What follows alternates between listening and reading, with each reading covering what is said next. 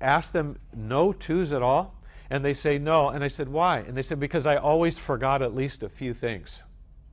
So I want to make sure you understand about this, that a score of 2 doesn't mean perfect.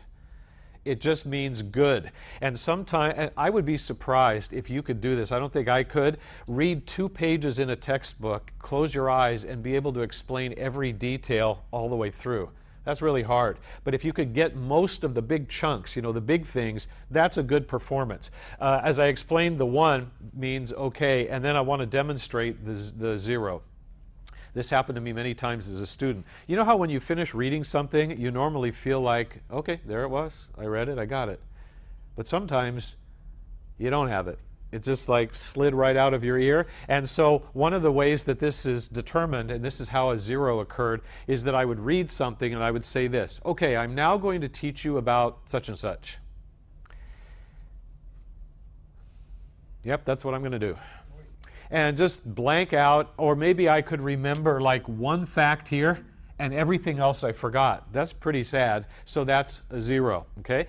After doing that here, I do it with the next section, and I go through the chapter that way. It doesn't take much longer to read a chapter that way than just reading it, because you're just pausing for a minute after each heading, so a little more time, but not much. And then when you're all done, you have numbers everywhere. Okay? So I want to show you one other specific thing about this, and then I'll get to the purpose behind this. There are actually 2 ways that you can mark your scores down. One of them would be to do this. This is what I did the most often, and that is to put the scores right next to the heading in the book. That's the easiest. But some people are still under the delusion that they're going to get all their money back if they don't mark in their book. And I hope you don't think that, because you're going to be in for a big shock. But if you don't like marking in your books at all, what some students have done is to take a sheet of notebook paper, look through the chapter, and just copy every heading, and then use this as like a scorecard or a score sheet. So you could do that too. It just takes a little bit of extra time. So either way.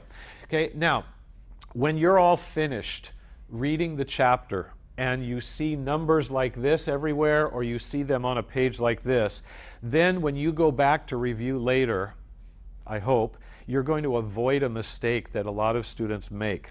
When most students read a chapter to get ready for a test and then they go back to review it, they just start skimming through it and just looking at everything. And that doesn't sound bad, except for some reason, and we don't know why this is, but some reason, some things that you read end up sticking beautifully the first time.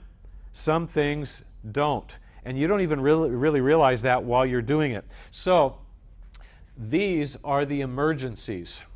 Because, and this is my way of explaining this, when I used to give myself a 0 after I tested myself, you know what that meant to me was I just failed my own test. So if I just failed my test on this, I have no hope of doing well if the teacher asks me any questions about that at all. So instead, I would say, this is an emergency, and I would go back to the beginning of the chapter and I would find the first 0, and I usually didn't have to turn very many pages to find that, and then I would read the section again and then do the same thing, test myself. Usually I did better than this. I can't do any worse than this, so usually I improved. And so the first goal when you go back to review all of this is to get rid of all the zeros.